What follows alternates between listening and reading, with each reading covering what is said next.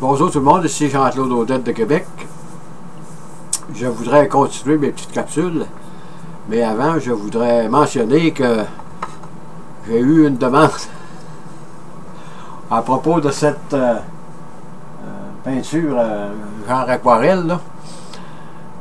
C'était moi qui ai fait ça. Ce sont les 4 Beatles, mais j'ai dit que c'était pas moi. C'est ma petite fille Jasmine qui est présentement en voyage en Asie pour revenir à Québec au début de juin, je crois. Sur ça, je vais continuer mes petites capsules et je voudrais donner une brève définition de l'effet tunnel. Ceci, pour bien comprendre ce phénomène, il faut toujours remonter au début de la physique quantique, à Louis de Broglie en 1923 et à Erwin Schrödinger en 1927 et Werner Heisenberg. Louis de Broglie avait émis que toute onde, toute particule de matière était accompagnée d'une onde pilote et que Schrödinger avait émis sa fonction d'onde pour la trajectoire de la particule. Et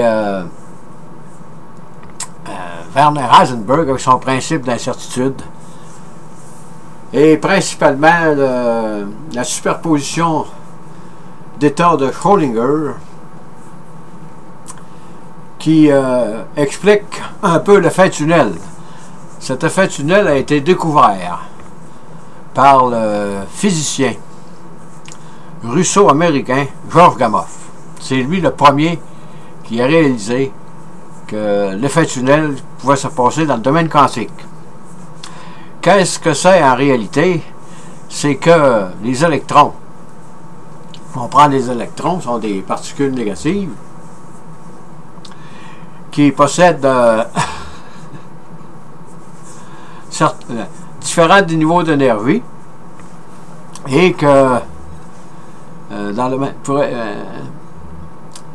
l'électron peut passer à travers un niveau d'énergie plus élevé que l'énergie qu'il possède. Autrement dit, si l'énergie est V0 et que l'électron a une énergie plus basse, il va réussir à passer à travers une barrière, mais ça c'est à l'infinitésimal, ça c'est au niveau quand on parle des nanotechnologies, c'est des murs très très minces là, de matière. Là.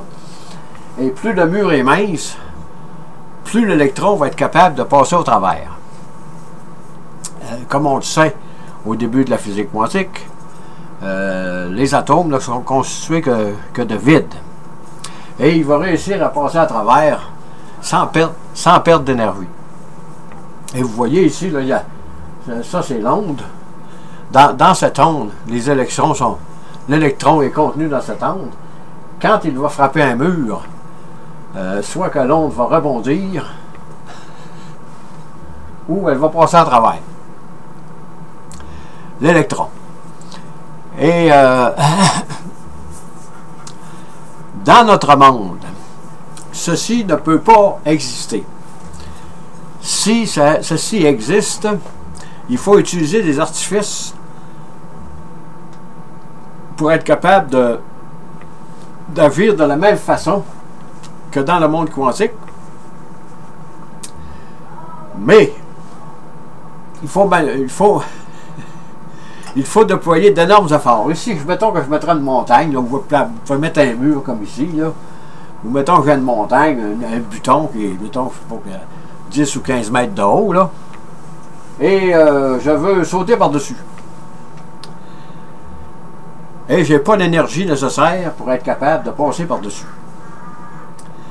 Qu'est-ce que je fais dans mon monde? Il faut que je creuse un verre de tunnel pour être capable de passer à mon niveau, vu que je ne suis pas capable de sauter par-dessus, il faut que je creuse un tunnel pour passer à travers.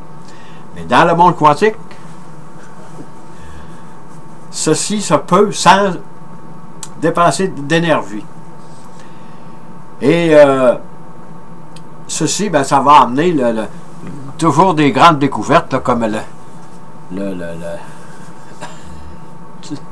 le microscope à effet tunnel, là, ce sont des choses ça, qui sont réalisées aujourd'hui là, avec l'effet tunnel de Georges Gamow. Mais il faut toujours revenir au début de la physique quantique. Et comme on le sait, il y a le principe de superposition et le principe d'intrication quantique.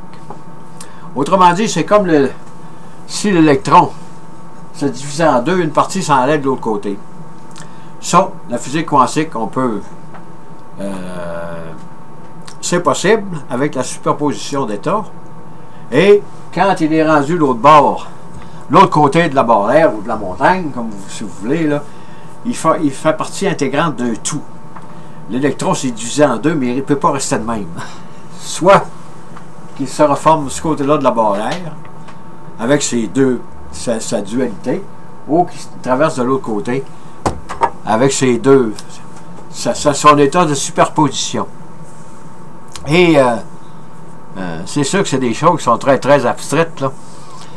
Mais de plus en plus, on voit que la physique quantique est très, très utile pour toutes sortes de découvertes là, qu'on réalise aujourd'hui. Là. Et ça fait peut-être presque 100 ans que ça a été découvert. Là. Et vous voyez ici, ben là, je ne l'ai pas enlevé, là, je l'ai là, là. Ça, c'est l'atome de Schrödinger. Vous voyez la fonction d'onde, là? Ça, c'est la fonction d'onde de Schrödinger. L'atome, l'électron se promène là-dedans. Sur ce, je vous dis bonne écoute. Au revoir et à la prochaine.